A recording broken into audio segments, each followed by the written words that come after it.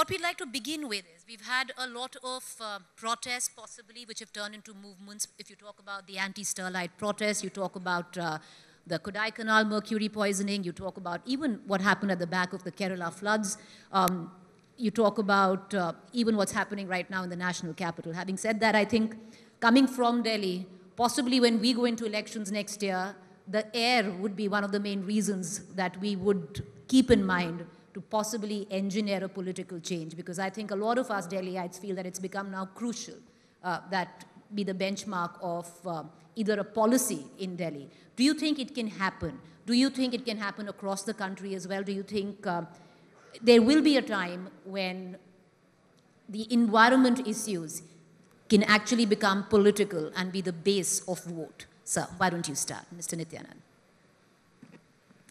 I think that environmental issues have been political issues for a very long time. The problem is the politics of the day and the business of the day are not prepared to listen to the environmental voices or the voices that are speaking for the environment.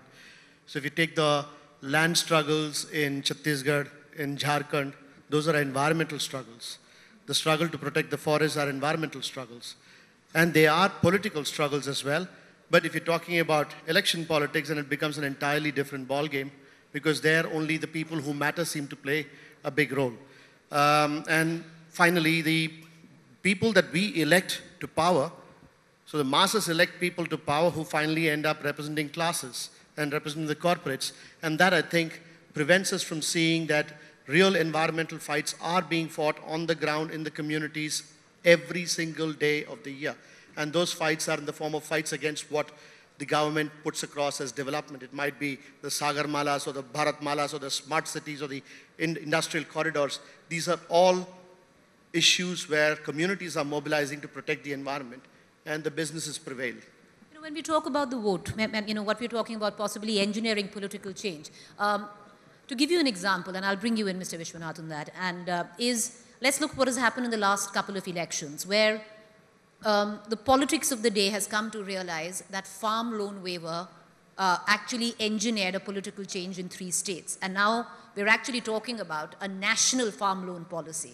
Do you think if we were to talk about the environment and if people could come together on that account, there could possibly a very strong environment policy that could be engineered in this country? Because I think the politics and politicians will only understand when it transcends into votes.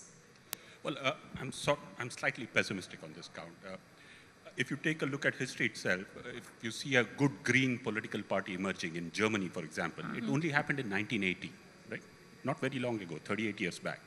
And the German Green political party, which brought the environment into the limelight, has not done very well. Right now in the elections, it's not there in power, right? If you look at the Indian context especially, I think you will find that environmental issues are at the top, but the solutions, people cannot relate to it in a political context. Just about a week back, the Karnataka government said no to the Kasturi Rangan committee report, which was a diluted version of the Madhav Gadgil committee report on protecting the Western Ghats. At the grassroots level, at villages and cities and towns, what's happening is that you're positing the environment or a protection of the environment vis-a-vis a road, a bridge, or a water supply line. Now, this argument is a false argument, and as like Nitya was pointing out, the 5-year cycle of political mobilization in democracy vis-a-vis the long-term 25, 30-year environmental mobilization that's required, these are out of sync. And therefore, I do not see environment occupying positions in a political party manifesto itself.